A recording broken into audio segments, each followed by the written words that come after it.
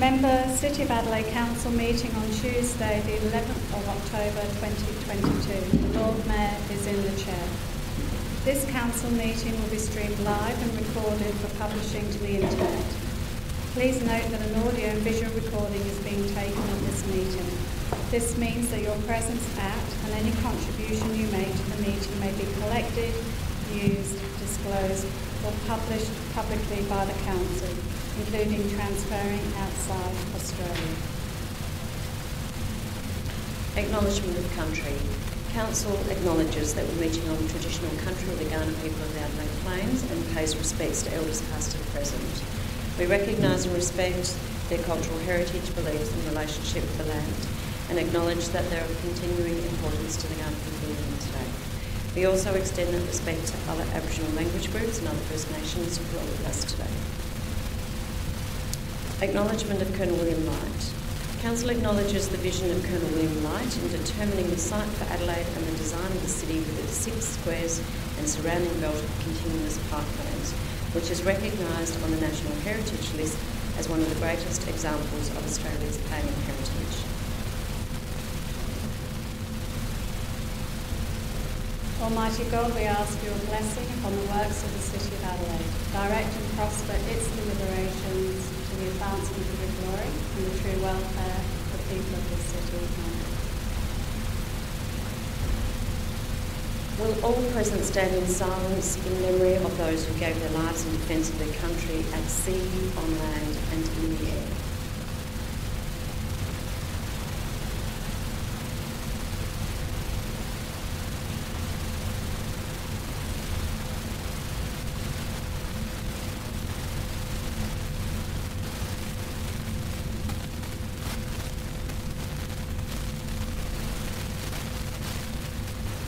Thank you, members.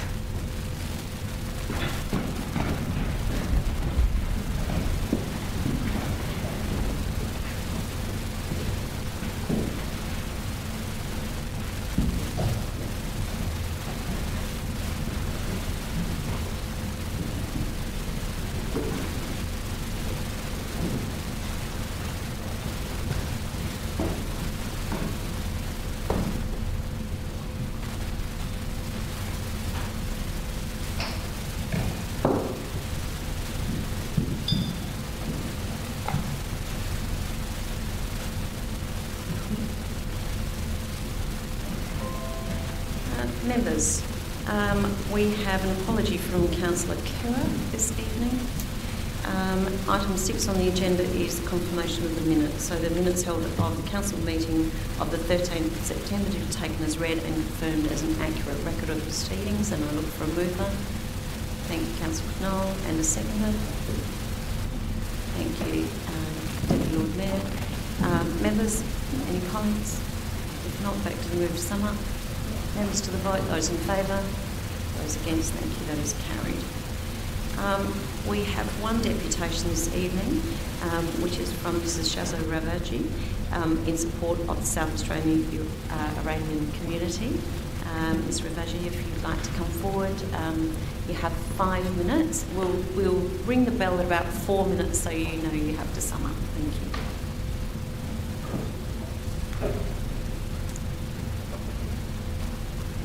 Hello, good afternoon, everyone. I would like, at the beginning, I would like to acknowledge the land we are meeting on today is traditional land of our people, and I extend my respect to their elder and emerging and thanks them for sharing their beautiful land with us. And I want to thank you to give me the opportunity to speak here. While we are living our peaceful life here in Adelaide, millions of people are suffering around the world because of different reasons. And today I want to speak about the innocent people suffering in Iran. Over the past month or so, the people of Iran, also referred as Persians, have been protesting inside the country. If they are outside of the country, they are also protesting to demonstrate their support for those inside Iran. I'm here to tell you why they are protesting and what their goal is. You may have heard of the term morality police. They have had a presence in Iran for the last 4 decades. Morality police deal with matters which, according to the current Iranian government, are Islamic rules. For example, they force women to wear hijab, commonly known as covered hair.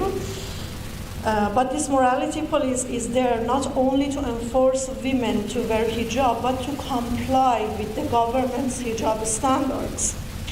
The morality police arrest men and women who may be walking or sitting together.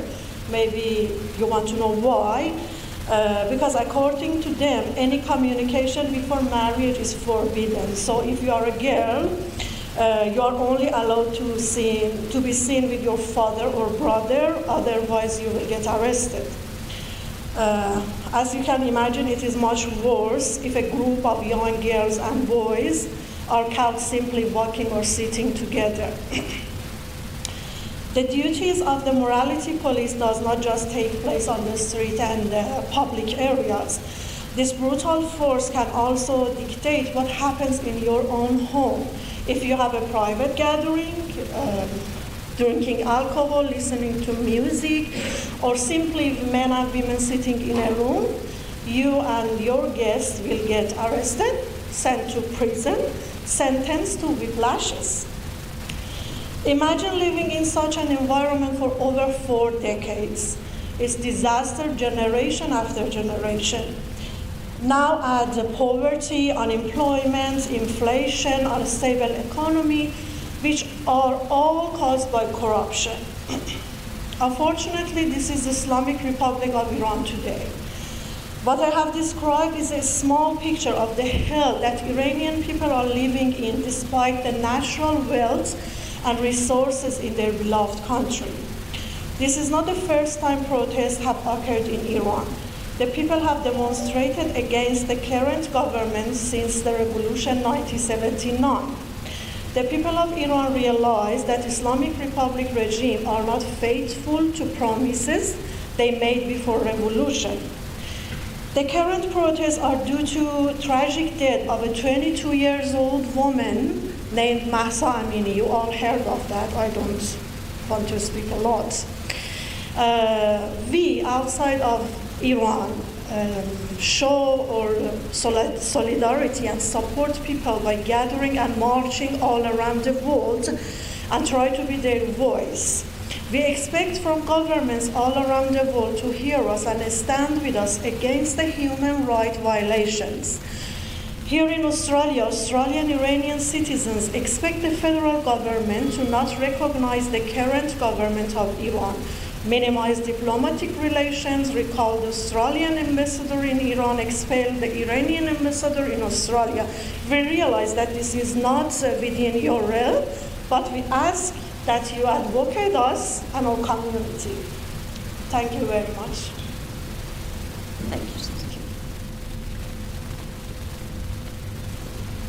Now, members, item 8 on tonight's generous petitions, there are nil. I'm going to delay item 9.1 as David Powell, who's the chair of our audit committee, will be here to present. I'm also going to ask, with leave of the chamber, that we bring forward 17.2, which is the Deputy Lord Mayor's motion on notice in terms of support for the Iranian community, as we have Iranian members in the gallery with us tonight, and it's our last meeting, so let's do that. Leave the chamber. Everybody happy with that? Thank you. So we will go to 17.2, Deputy Lord Mayor. Thank you, Lord Mayor. I move the motion as printed and seek a seconder. Your hands went up, so I didn't notice that. Councilman, Thank you, Lord Mayor. Lord Mayor, the main objective of this motion that I bring here tonight is to essentially stand by the Iranian community of Adelaide and Australia, show them that we are united in the stance against the Iranian government and show our solidarity. As you heard earlier, Lord Mayor, there have been many protests over the years, but the protests that have captured the world's attention have been the ones that have happened over the past 3 or 4 weeks, and that's been as a result of the murder of a young 22-year-old woman by the morality police. Lord Mayor, now we are a local government authority, and this is outside our realm, but I would say that local government is usually the first point of call between the people and any level of government. So I ask that we advocate for the Iranian community, particularly at a time when state and federal ministers are seen to be out of reach, are seen to be silent on this issue, and so I would suggest that we show some leadership and actually make some noise on this issue. Lord Mayor, as you heard earlier from the deputation, there are many things that our federal government can do, whether it is sanctions or expelling the ambassador. We've seen other countries around the world, the United Kingdom, Germany, Canada, the US, and a number of other countries have shown leadership and have actually taken steps in order to show the Iranian government that they do not agree with the way they treat their people. At a time where we have this so-called morality police in Iran, you kind of have to ask yourself, what is so moral about what they do? Morality is not shooting civilians. Morality is not torturing innocent people. Morality is not torturing innocent men and women of your own country. So I do ask the Chamber that we stand united with them, show leadership on this issue, and stand in solidarity with the people of Iran and the community here in Adelaide. Deputy Lord Mayor, Councillor Moran. Our hearts go out to all women, particularly women in countries of this sort, with this sort of government. It's going on, sadly, as much as it ever has. But the recent death of the young activist has certainly brought Iran's problems to the fore. Morality rules are, of course, quite ridiculous. This council actually tried to bring in a morality clause for a while, didn't it, into our code of conduct. Fortunately, that didn't get up. But I think to show the women of Iran that we understand, we sympathise, we can't do much.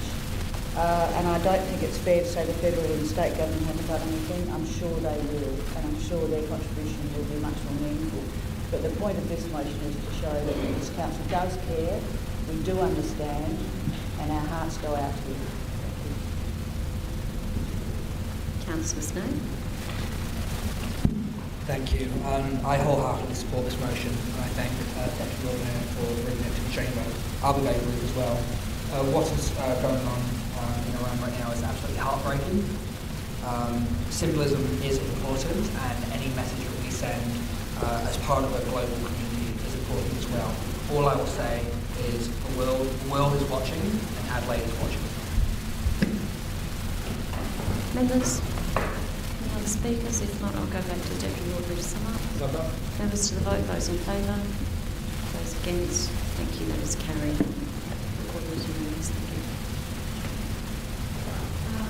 Members, that takes us back to the agenda 9.2, which is the report of the Chief Executive Officer Performance Review Committee, and I'll look for a mover.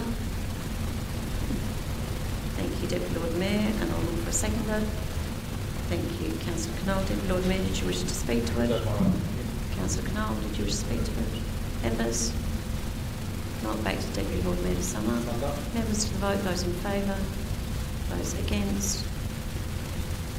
Sorry, I didn't see the votes there. Those in favour, those against. That is carried. Thank you. That's carried as unanimous as well. Thank you. Members, we have 5. I'm just looking to see if we have 5 reports this evening. 10.6 has been withdrawn. The first is progress of motions by council members. If I have someone move, thank you. Thank you, Deputy Lord Mayor, and a seconder. Thank you, Councillor Knoll. Deputy Lord Mayor, did you speak to anything? Councillor Knoll. Members? Councillor Martin. Just a couple of questions, Lord Mayor. The link provided by the administration opens a page which details 3 separate pages and 30 plus motions and describes the action or inaction in respect of each of them. But they are all dated 2022. 2, and the report does not reveal any details of any of the motions in progress from previous years, from this council or even previous councils. Could the administration advise what the total number is? Thank you, Councillor Martin. Apparently they've all been closed, so I'll just go to or been actioned. So, Jenny, is that right? I'm wondering, Lord Mayor, whether it might be possible then for the administration to provide us details of how they've been closed. It was a fairly extensive list until recently.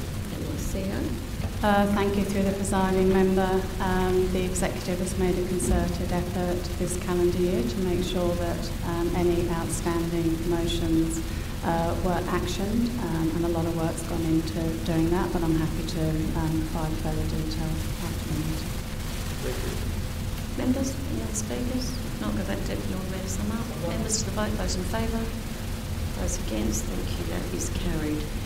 Members, 10.2 is the City of Adelaide Annual Report, and I look for a mover. Thank you, Deputy Lord Mayor. And a seconder. Thank you, Councillor Knoll. Deputy Lord Mayor, did you wish to speak to it? Councillor Knoll. Thank you. Members, any members like to speak to it? Councillor Martin?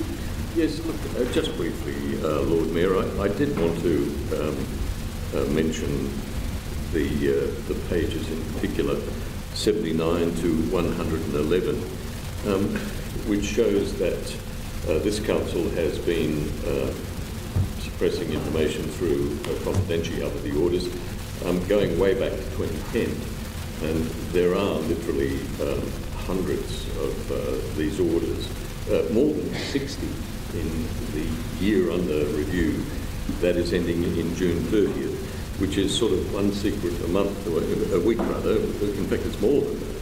And I do hope that the incoming council quickly sets about the task of reviewing these orders, but also setting up perhaps a system whereby which we can review the way in which information is withheld from our community, and investigating whether or not it might be possible for us to provide more details. The document also demonstrates that we are proceeding with some unpopular measures, I might add. 88 O'Connell, which has been, I would say, welcomed with hostility. Perhaps that's the wrong expression, by a great many ratepayers in North Adelaide, who've taken the trouble to tell me so in recent weeks. We also talk in there about the need to protect parklands, and I am disappointed to some extent that we haven't owned up to not protecting parklands all the time. We did, as a council, back consideration of a Crow's proposal for a headquarters on Park 2.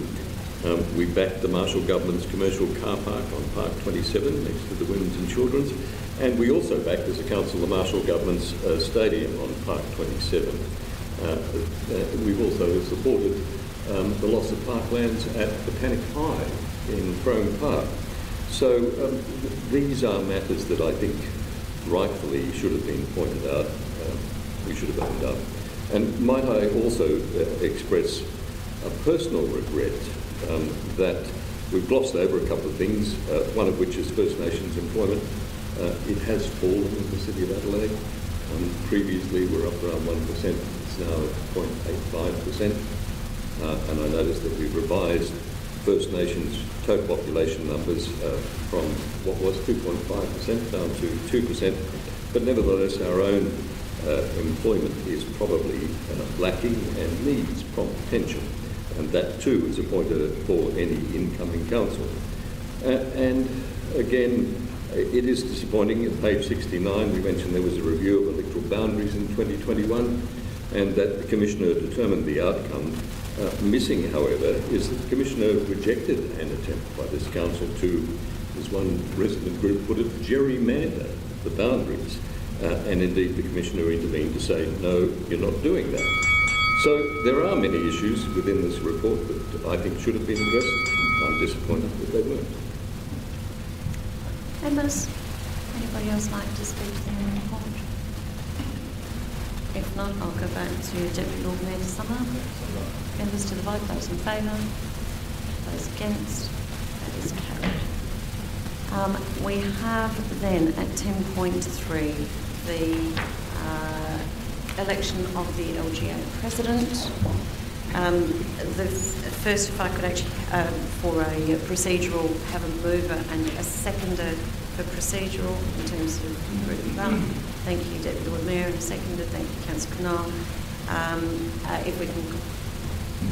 Just a question from the floor for the administration. Is there a candidate who is preferred in all of this, Lord Mayor? There's no candidate being put forward by administration.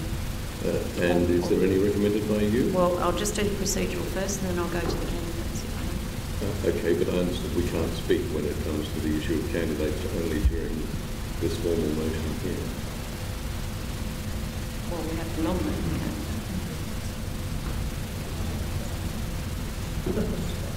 Is there a question you wanted to ask about any particular candidate? Yes, I'm asking, is there a preferred candidate from either the administration, if you say no, or you, Lord Mayor? Well, thank you for the question, Councillor Martin. These are all members of SAROC, which is the regional council. I actually know all of them quite well, which is a difficulty for me. I think perhaps in terms of when we get to a nomination, I might put forward Erica Vickery, who is actually from Nerricourt. Equally, Caroline Phillips, I've done work with, who is from the Karoonda East Murray. And Keith has actually been the chair of the Coastal Alliance as well. So many of them have come into the city and worked with us as metropolitan mayors. So. Members, if I can actually just do the procedural, those in favour, thank you. Those against, thank you, that's carried. And so, a nominee, would Council like to put forward a nominee? Councillor Moran. I put forward Mayor Erica. Thank you, Councillor. Are there any other nominees? No, I'll just see if there's any other nominees first. No, if not, could I have a mover? Councillor Moran, you're moving Erica be our nominee. Could I have a second? Thank you, Councillor. Thank you, Councillor Hyde. Any other speakers? If not, to the vote, those in favour, those against, thank you. And on Council's behalf, I'll sign the ballot paper for Mayor Vickery. Thank you, members. The second, 10.4 is the election of the LGFA board members. Given that advice, we'll do that again. If I could have a procedural, thank you, Deputy Lord Mayor, and a second to Councillor Knoll. And I will leave that open for a minute if members have any questions about candidates. Yes, Lord Mayor. Is there a preferred candidate? I would like to suggest to the Chamber that Michael Sedgman be put forward as one of the two nominees, and also Annette Martin from City of Charles Sturt.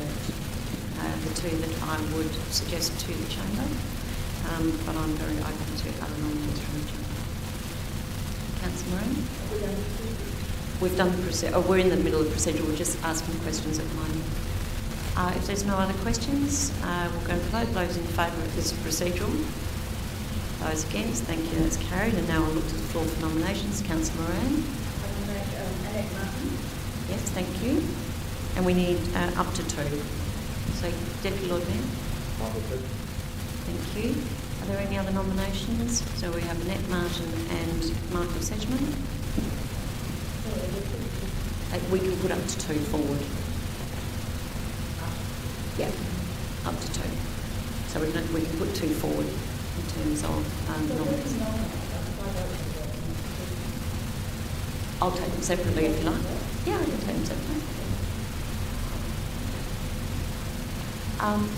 Members, are there any other nominations? If not, those in favour of Annette Martin, if I could have those hands, thank you. Those against? Those in favour of Michael Sedgman?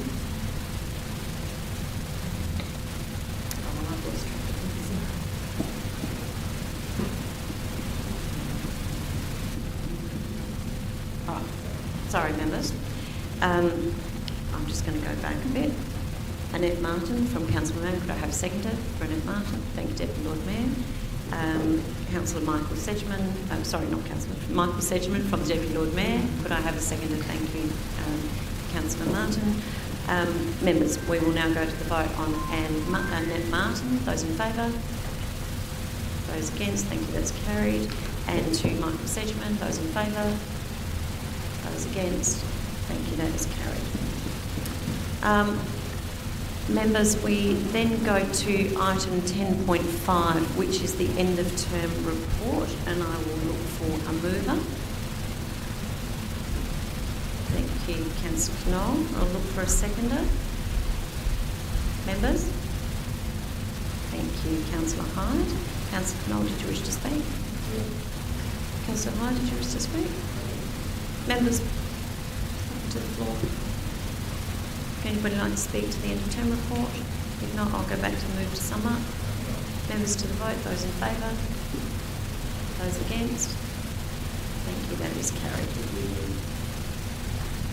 Council members, the division has been called. All those in favour of the motion, please stand. Remain standing until all names have been called. Councillor Couros, Councillor Ho, Councillor Hyde, Councillor Knoll and Councillor Donovan. Thank you, members. There are 10.6 has been withdrawn. There are no reports to be considered in conference this evening. Okay. And I did not see David arrive. There we go.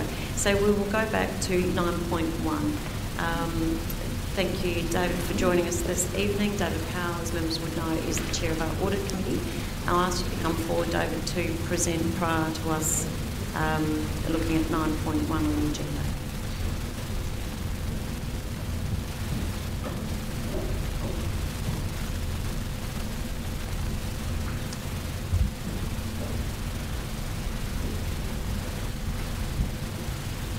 Good evening, Lord Mayor and elected members and others present. Under the terms of reference of the Audit Committee, I'm pleased to present to you the financial statements for noting by Council. The Audit Committee met back on September 30 to consider the consolidated financial statements together with the financial statements of the Adelaide Parklands Authority, Adelaide Central Market Authority, Brown Hill and Keswick Creek's Stormwater Board. And we consider that the consolidated financial statements present fairly the financial position of the City of Adelaide.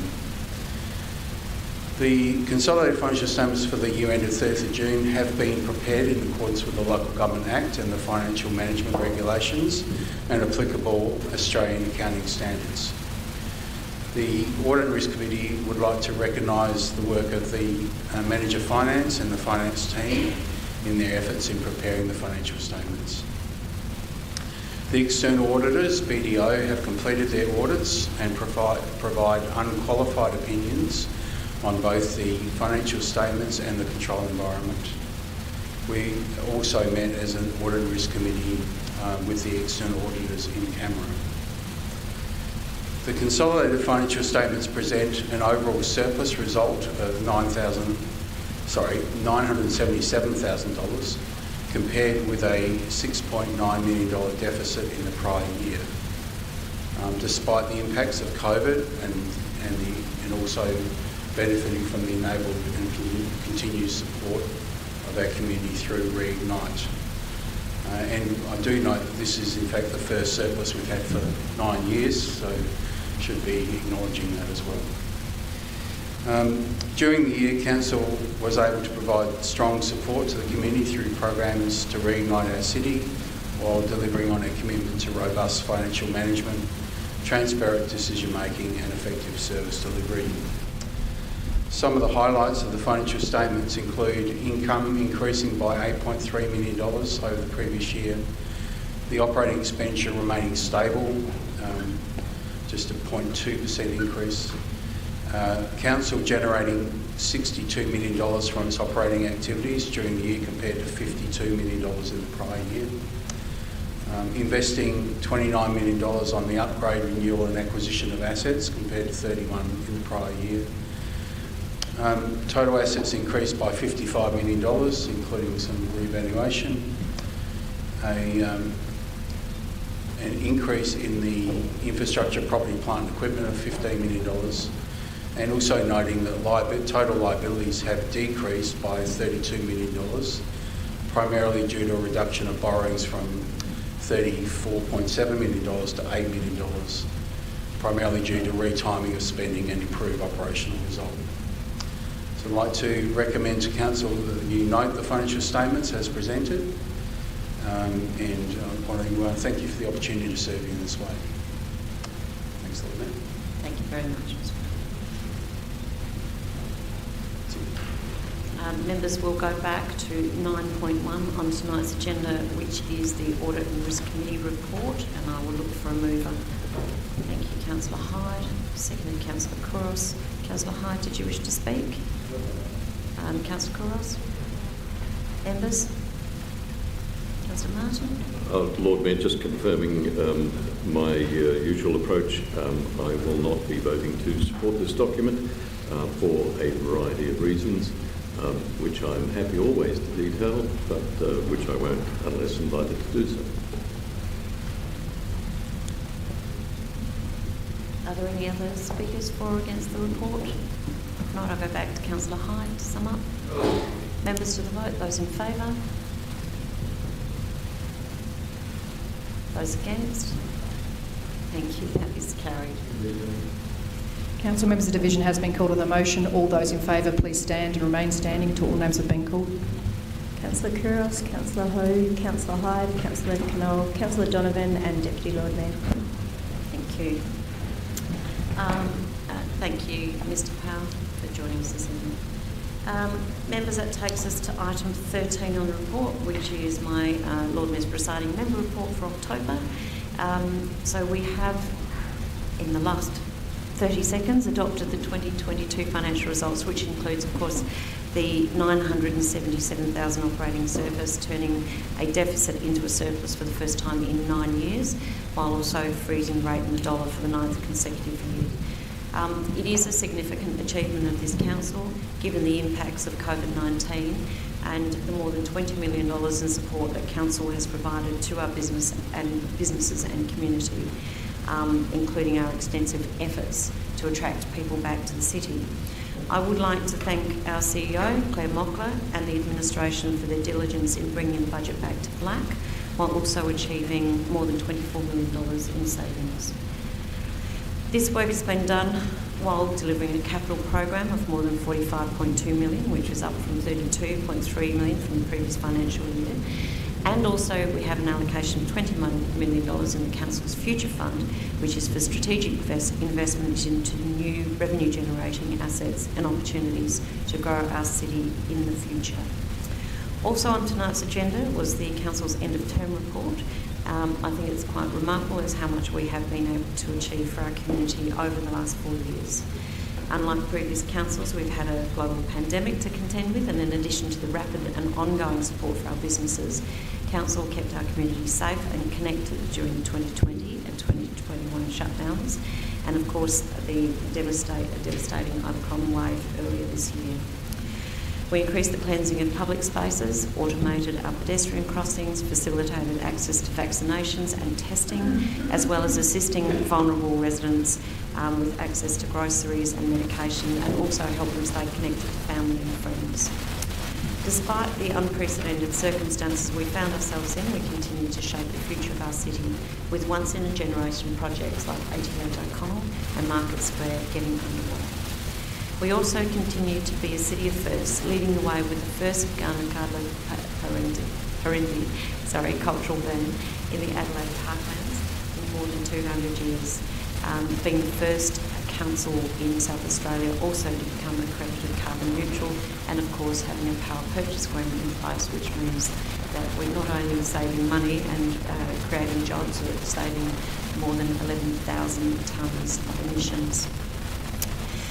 Our city is better placed for the future as a result of the work that we've done over the past 4 years, and I'd like to thank members for their contribution and representation from our city ratepayers, our residents and our businesses. For the members, and one who's not here tonight, who aren't running again, Councillor Donovan and Councillor Kira, thank you for your service to the City of Adelaide. And for those who are running again, I wish you the best of luck.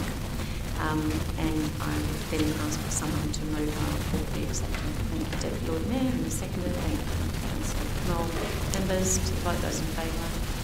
Those against, thank you. That is carried.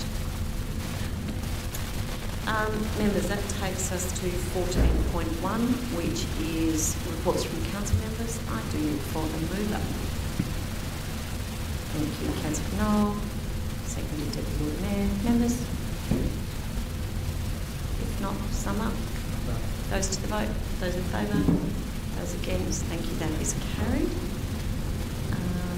Which takes us to item 15 on the agenda. Item 15.1, Councillor Munn's question on those Central Park Arcade air rights, which the answer to that has been put on the website. Item 16 is questions without notice. Are there any questions without notice, members? Councillor Hyde. Thank you, Lord Mayor. Noting the Council's caretaker policy regarding events organised by the City of Adelaide and Adelaide Fashion Week event that was held, I know that there were 3 elected members here, including yourself, Lord Mayor, who were in attendance. Could you clarify whether or not the elected members paid for their own tickets or whether they were there pro bono? I can speak for myself and Councillor Cross. We paid for our tickets.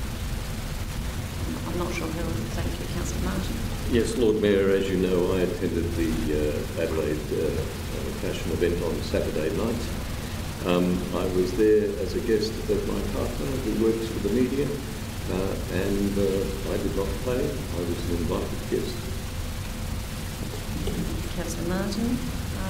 And I'm not sure of any other events that were attended by council members over the week. Councillor, oh, sorry. Yeah, sorry, Lord Mayor, can I ask, why was that question asked?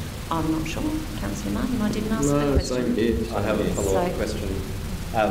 The caretaker policy, given that we put that event on, specifically prohibits people attending such events for free, councillors in particular. Was there any advice sought on the matter from the administration? And what was that advice? Well, I didn't seek advice because I bought the tickets, Councillor Martin. I'm assuming that question is directed at you.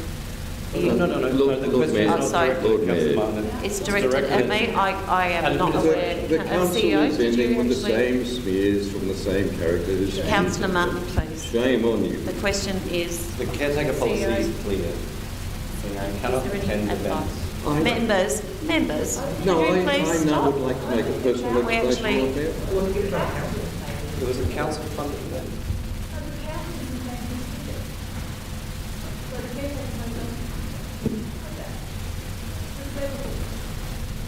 Lord Mayor. CEO, no, I'm going to ask the CEO. Thank you through the chair.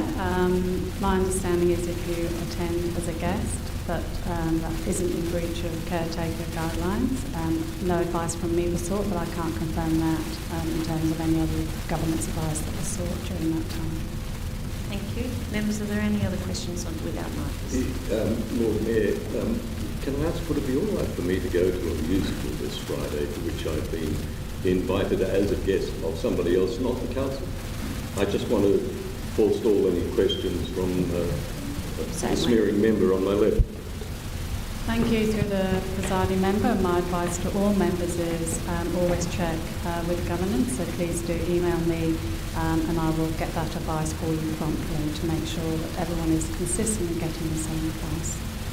Thank you. Members, are there any other questions without notice? Lord Mayor, can I just put on the public record that I did attend a Adelaide Fashion Week event on Sunday. My wife and I paid for our tickets. It was a wonderful event and I feel really thankful for everyone for the change. Members, we're going to motions on notice. Sorry, Lord Mayor, I just had my hand up. Apologies. Lord Mayor, noting the front page of the advertiser, or perhaps was the Sunday Mail, commenting on one of the providers for catering for Adelaide Fashion Week that appeared on the front page, and had a number of claims on it which I understand to be inaccurate. What action has the administration or the Economic Development Agency taken to remedy those inaccuracies? CEO? Thank you through the presiding member. So I met with the MD of the Adelaide Economic Development Agency to discuss that article. No further action has been taken. Lord Mayor, look, I wish to make a personal statement. I have been subjected to much bad feedback. No, Lord Mayor, I'm entitled to make a personal statement in response to a question that's been raised in relation to me. So the question on notice that I just took was about the catering. And the councillor who asked the question well knows that the person who wrote the article is my partner. He understands that. He knows that that's why he's asking. I'm sorry. We are going to move on. The the question was asked and answered in terms of the catering. But there was an attempt in the question to smear my reputation in some way, or that of my partner. I'm sorry, Councillor, but I didn't hear any connection to that whatsoever, other than there was some information and what had been done with that. Well, Lord Mayor, it's a remarkable coincidence that a series of smears from the leader of Team Adelaide. Councillor Martin, thank you. Please be seated. Thank you, Councillor Martin. This council is ending the way it began. Well, very bad. It is, Councillor Martin, because you refuse to actually sit down when we've moved on to the next item. Members, we're on motions on notice, which is 17.1. Councillor Martin, protecting Park 27. Yes, Lord Mayor. Did you ask for a seconder, or would you like me to ask? No, I will ask for a seconder. Thank you, Councillor Moran. Thank you, Lord Mayor. Now, look, this matter is important. It's not related to character assassination, as is the penchant for the... Councillor Martin, please. This council. Can we just stick to the motion before us? Sure. I don't need to elaborate greatly on this. It's been reported in the media. There is to be, according to the state government, a new site for the Women's and Children's Hospital. It is proposed that should be at the police barracks. That would consume more parklands than before and will require the demolition of state heritage buildings to make a part of the barracks. So it means that the Parklands Act is being torn up. It means the double whammy of heritage listing being torn up for the police barracks. There is a third issue too, and it is something I think the Lord Mayor has touched on, that this may in fact impact negatively on attempts to World Heritage list the parklands, because the figure 8 loop that constitutes the parklands layout would be compromised. This is a looming catastrophe, and it begs the question, as Lord Mayoral candidate Rex Patrick posed, which is, why isn't it possible to have a hospital, parklands and heritage? They're not mutually exclusive. And it might be possible, as you, Lord Mayor, have said, to create a new paediatric hospital on the site of the current Women's and Children's Hospital and a women's hospital next to the RA. Additionally, and you would be aware, Lord Mayor, that a Freedom of Information request has brought forward a deal of information in relation to the alternatives, one of which seems to be slightly more expensive. That is option 3B, which is to locate the Women's and Children's Hospital across the road on North Terrace, and according to the government report, it would be, though $300 million more expensive, able to be begun 18 months earlier than the proposal that the government has put forward. So there are matters that require investigation and explanation, and it would seem reasonable that, given that the Liberal opposition and the Greens have already indicated that they would be prepared to enter into a parliamentary inquiry, not necessarily at both houses, but at the upper house, this motion will empower you, Lord Mayor, to write, though we're in the closing weeks of this council, to the members of the Legislative Council, who will ultimately consider whether or not there should be a parliamentary inquiry, that this council has a particular view. And the view is, as you've articulated in other places, that the loss of that particular piece of parklands, those heritage buildings, is against the city interests, and there may be better alternatives. I simply ask that members endorse this proposal. It is a simple measure that will send a clear message to the Legislative Council about what the City of Adelaide is thinking. Councillor Ray, did you wish to speak? Yes, it does feel a bit like Groundhog Day, doesn't it? When the proposal for the new RA was put up, and we all know how that went. A beautiful hospital, but it's on the parklands, and it wasn't designed by permissions, so there are many faults with it. And it was the most expensive building, I think, in the world at the time, the most expensive hospital. I was particularly offended by the front page of the Advertiser, hopefully not written by Phil's friend, that was headlined "Narcs versus Children." I think that must be the article is actually quite good when you read the article, very erudite and informed article. But the headline, so it starts again, the vocal minority were against children. I mean, how ridiculous is that? And the editorial was even more ridiculous, that a small group of squeaky wheels again are stopping everybody else in South Australia. Didn't the federal election and the state election inform the Advertiser particularly that the silent majority pretty much agrees with the squeaky wheels, hence the teal vote and moving away from the hard right. But this is an amazing thing for a popular new government to do that promised hand on heart that they would protect the parklands and they would protect heritage. And clearly that's not the case, and never was going to be. It's disappointing to see Warren Jones agreeing with this, but one must remember he's a clinician and he's looking at the design of the hospital. But he also is the head of the National Trust, so it is rather surprising. This is something that we have to be firm in our opposition to. There is nothing good about this. It isn't narcs against children. There are other, as Phil pointed out, there are other good locations. Imagine if Calvary number 2 went up to the government and said, look, we want to build a big new hospital. Carve out a bit of parkland for us, will you? No, the answer would be no, because it's a private hospital, so it had to go and buy the land. The only good thing about this site is that it's free.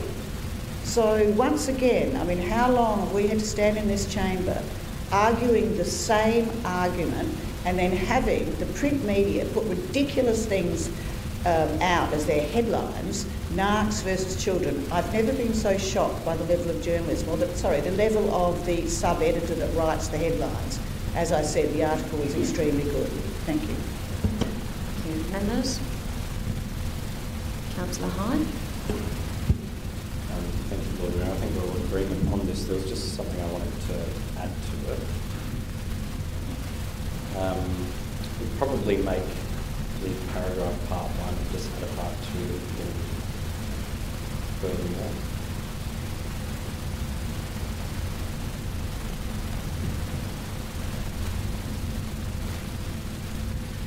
Furthermore, request the Lord Mayor include details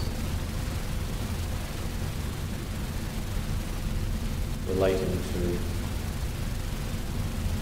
deficiency of the government's approach, giving particular regard to a lack of consultation with the Council and the Adelaide Parklands Authority.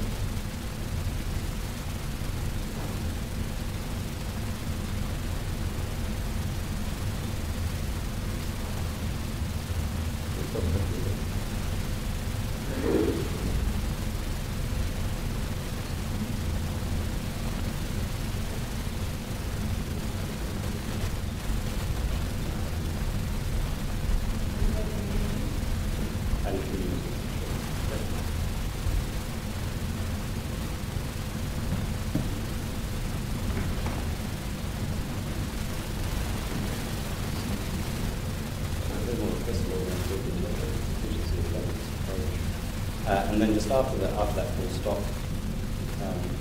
title if we could just add Sorry, just a moment.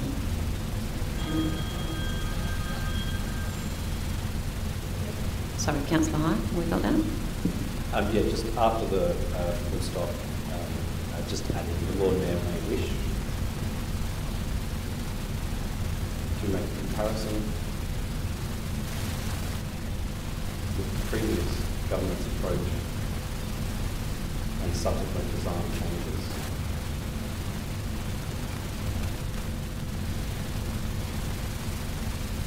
Achieved by a consultation with Adelaide.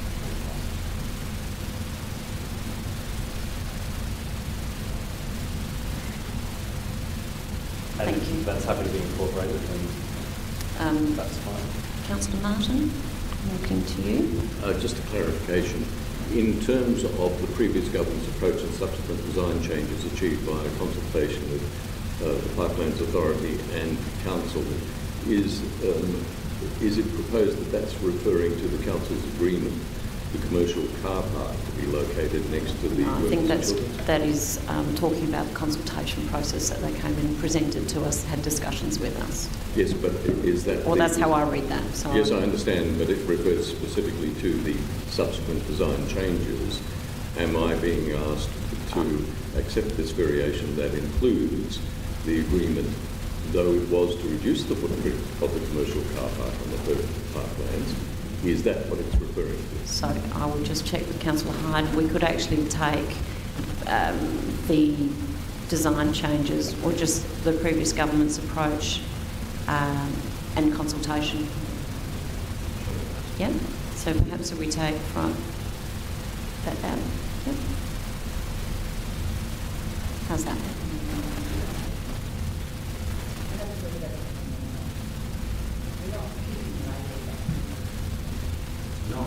No, we're talking about... sorry. Well, my seconder, Lord Mayor, and that is the process, my seconder is declining to approve that. I will not, therefore, accept it. Therefore, I'll resume my seat. So you're moving it as an amendment? So I'm just double checking where we're up to.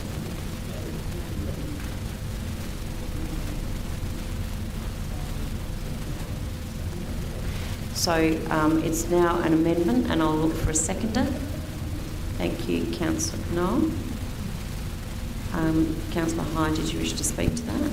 I think the intent of it's clear. I mean, all the inclusion of that information would be is the reason I would like to include those details is because it actually tells members of the Legislative Council that who probably, to be honest, are otherwise going to support the hospital going there anyway. Tells them that the government, by not consulting with us, is delivering a poorer design outcome and a poorer outcome for the parklands. This motion still has in it the fact that we're opposing it, and we're opposing it for these reasons. But it also says, by the way, here is a process which we also weren't happy with. But because they bothered to ask us, and they bothered to ask Adelaide, who were their own advisors, for goodness sake, they appointed people to that board as well. Because they bothered to engage, which this government hasn't done, we were able to at least influence the outcome to deliver a less worse option. Of course, the footprint of the car park was drastically reduced with that proposal. It was integrated much better into the parklands. The reason I would like to see that detail included is because it actually shows that we're not just saying no, we're not just the narcs that Councillor Moran in the paper referred to. We're actually offering a better way. Yes, we don't agree with it. Yes, we don't think it should be there, both for economic reasons, for some people for clinical reasons, but also for heritage and parklands reasons. But if you're going to put it there, and it looks like you are, here is a better way to go about crafting the public policy and engaging with the people who are responsible and have custodianship of parklands, and your advisory board appointed by you, who has a way better skill set than you to make sure things are at least sympathetic to their surroundings. That's all discussed. Councillor Knoll, did you wish to speak? Councillor Moran. Look, I was really happy with the where this number 2 was going, and then it veered off dangerously off course. We all know the political divide in this council, and to throw the Liberal government's way they behave in consultation and say, well, Labor government, you haven't done anything, but the Liberal government did a pretty terrible job, but it was a little bit better than your job. It was a terrible job. Consultation is only useful when it's listened to. We made some little tiny incremental changes, which was probably what they were going to do anyway. So I cannot vote for number 2 because it says it's clearly a political statement from people who belong to the Liberal Party, and I won't support that. Councillor Snow? Oh, I'm just disappointed because we were this close to having everyone in the room agreeing on something. All the heads were nodding, it was, always come by arm, and then, second session, it just creates, comes to criticise, creates division. I'd ask you to please consider taking the second part, the second half of the second part out, and let everyone agree with your amendment, with Bill's motion, and send a strong, united signal to the government. But as it stands, I can't vote for 2 as it is. Sorry. Members, Councillor Couros? Point of clarification, Lord Mayor, just to chime in. It says the Lord Mayor may wish to make a comparison, which is something that is open to you anyway. So I think people are taking that part of the statement a little bit out of context.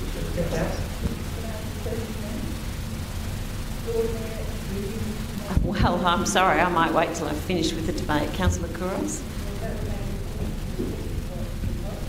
Lord Mayor, I'm not a Liberal Party member and I'm not a Labor Party member. I'm actually a member of the community, and I think this is very clear what the intent is about.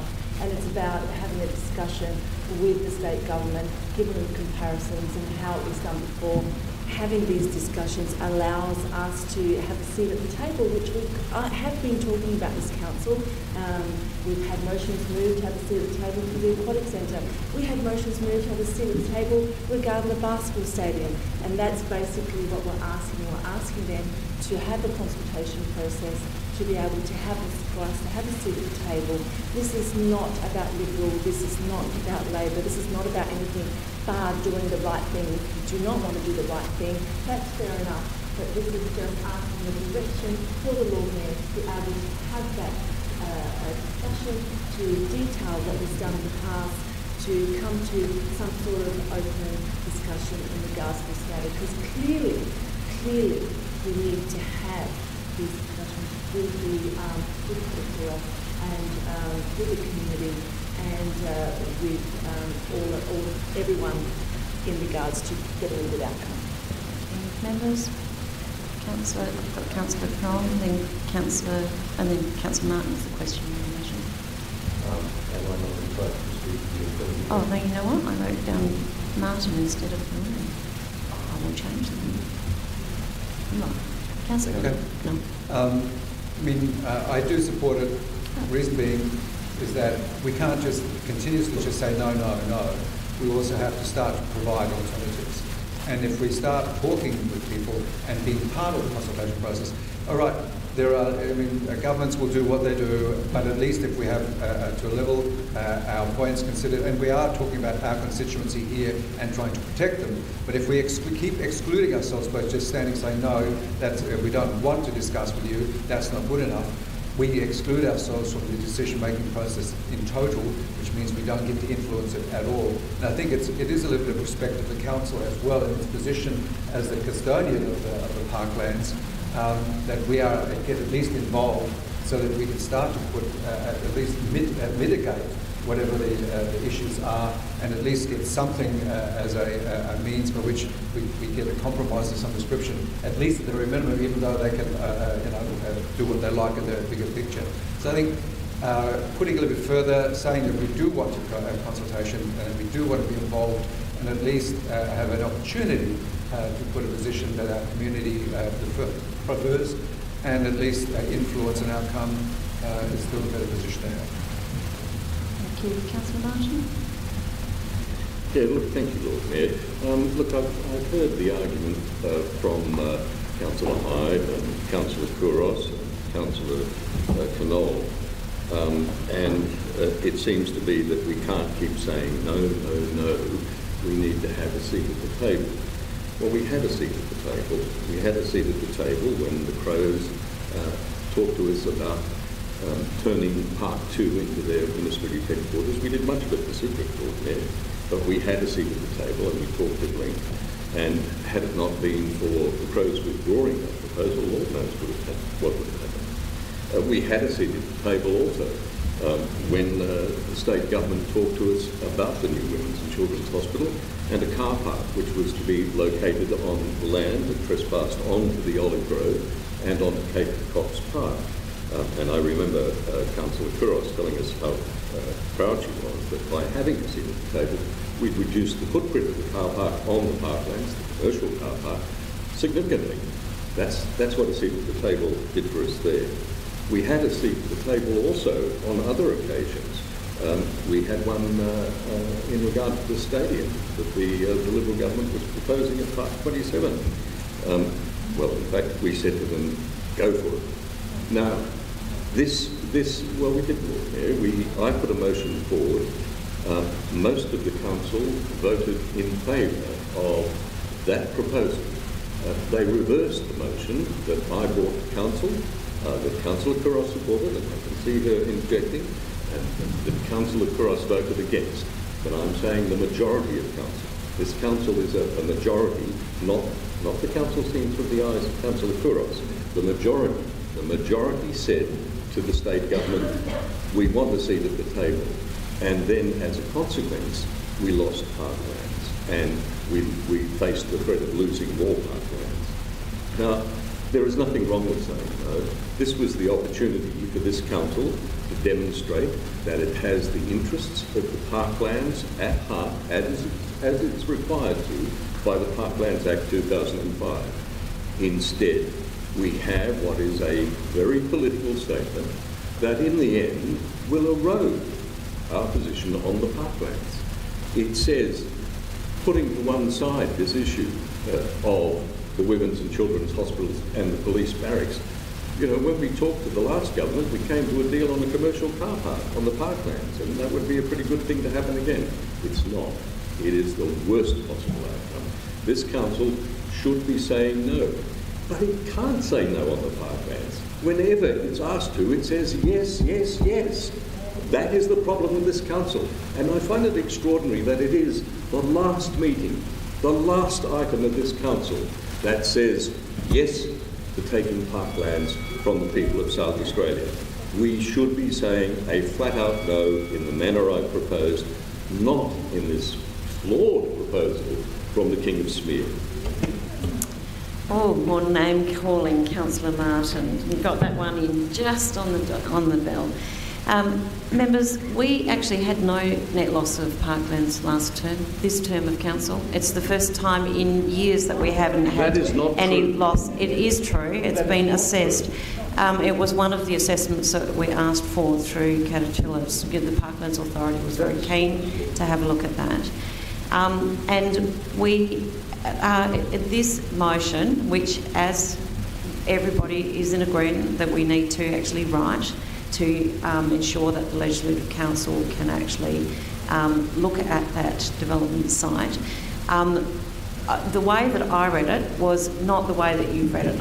Again, maybe it's because I don't belong to a political party, and therefore I don't look at it as a political statement. It's simply to say that there is a process to go through, that we need them to consult with the council, with Caterpillar and with the community, and that there is better if we're at the table so that we can actually be part of those decisions and part of the assessment, particularly through Caterpillar. There was a lot of work that went through that board when talking with the government, and again the same thing that I'm working with this government around how we actually talk to the government.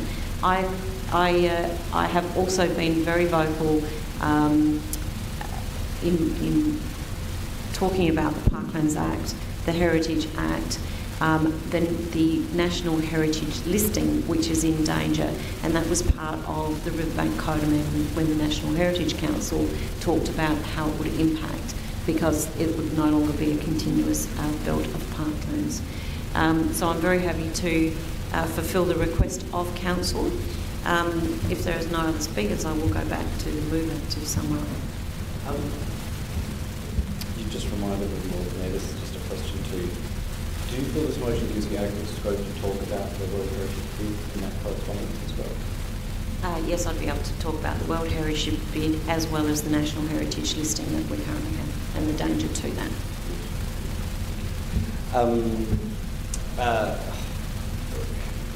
This is just silly. No, I won't hurry up because I need to address the stupidity of the debate that just unfolded. I mean, there's two sentences in that part that I added, Lord Mayor. The first part talks about the deficiency of the government's consultation with the council in Adelaide. The second part gives a working example of what consultation with the council in Adelaide looks like. So I'm just not sure what the councillors who take issue with that second paragraph thought the first paragraph meant anyway. Perhaps because the first paragraph wasn't specific enough, they thought it fit in with the first part of the motion, which is also not terribly specific, and just says, say no, reject it all, because heritage and parkland. And this is why this divide has developed and why media are reporting on the divide, because people have dumbed it down to such a simplistic argument that it's heresy to eye off this or eye off that. You can't even touch it. And the reason those arguments lose is because they consistently fail to articulate why you can't touch it. They consistently fail to articulate what success looks like. They dictate what failure looks like. Failure looks like if you touch a blade of grass in parklands. But that only gets you so far. That argument only gets you so far. They don't articulate what success looks like. And that is why they will never succeed. That is why, Lord Mayor, that is why consistently councils haven't been able to achieve what they've set out to do. And so there was someone, Lord Mayor. Well, I'm sorry, but if we wanted to keep talking about the grandstand, that was actually stopped by SECRA. That wasn't just City of Adelaide. That was a community group that formed to oppose that. So, Lord Mayor, there was someone who said, it may have been a candidate or someone else in the community, that the council, is at risk of becoming irrelevant. I can't remember who said it, but they said the council is at risk of becoming irrelevant. And what makes a council irrelevant is when it actively, through its own petulance, deals itself out of any discussion. When it goes and throws a tantrum, as we've used that terminology before, Lord Mayor, and proves to other decision makers and other stakeholders, it's about stakeholder management, it proves to other stakeholders that we are not actually mature enough to have a discussion that can influence an outcome. We just say, no, talk to hand, no, we don't want to listen to you. And that's why people don't engage us. That's what makes a council irrelevant. And so I'm tempted to inject some relevance into this because I know a lot of these people that you'll be writing to, Lord Mayor, and I know that they are people of detail, and I know that they will actually want some intellectual reasoning behind it. That's what I think this gives. Again, the first sentence talks about consultation. The second sentence gives you the opportunity, should you so wish, to provide a working example of what consultation looks like. Given we just went through that process over a number of months, I am shocked that elected members have opted to just use it as a personal attack against me instead of talking the material, but that's what we've come to expect. Members, to the vote. Those in favour? Those against? That is carried. Division. Council members, a division has been called on the amendment. All those in favour of the amendment, please stand and remain standing until all names have been called. Councillor Kouros, Councillor Ho, Councillor Hyde, Councillor Knoll and Deputy Lord Mayor. Members, we've got thank you, members.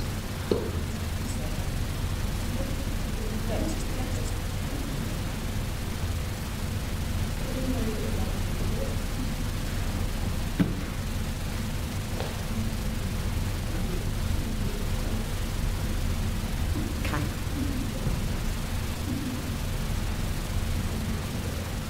Thank you. We'll go back to the motion. So, members, does anybody want to speak to it? If not, I will go back to... I'll have to ask the mover. Yes? Happy to take it in parts? So... All right. Did anybody else want to speak to it before we go to that? If not, okay, we'll take it in parts. I'll actually go back to you first to sum up. Yeah. Thank you, Lord Mayor. Look, I've just heard the most elaborate dance around this issue. An argument that says somehow if you are prepared to compromise on a blade of grass or a patch of dirt or whatever the analogy was, you get a better outcome. You don't get a better outcome. We've proven that you get a worse outcome. You actually get, instead of saying no, compromise of a footprint. Now, I am going to ask everyone, I'm going to appeal to everyone because it will actually have some bearing on the force of the letter that the Lord Mayor writes, that you all vote for Part 1 and not Part 2. If you vote for Part 2, there is more than a hint of the reality that you're prepared to compromise. And that was demonstrated in Councillor Hyde's remarks. You know, if you're not prepared to give in and sit down and talk, then you're not going to get a good outcome. Now, I say to you, that is compromising this council. If you just vote for the first item, then it will achieve the outcome that I hoped it would. It will, in a very uncontroversial and straightforward way, say to members of the Legislative Council, this City Council has sat down and talked about this issue, and as a consequence, I am, as Lord Mayor, am writing to you to say, please do not consider any legislation from the state government that results in any loss of heritage listed buildings or parkland. It's a very straightforward intention, not tainted by political or other objectives. If we can do that as the final action of this council, then we will have achieved something on what is another vital issue, another vital response to a threat to the parklands. If you can't do that, then I think voters have every right to say, I have no faith in the people who voted in that way. Election hearing in the chamber.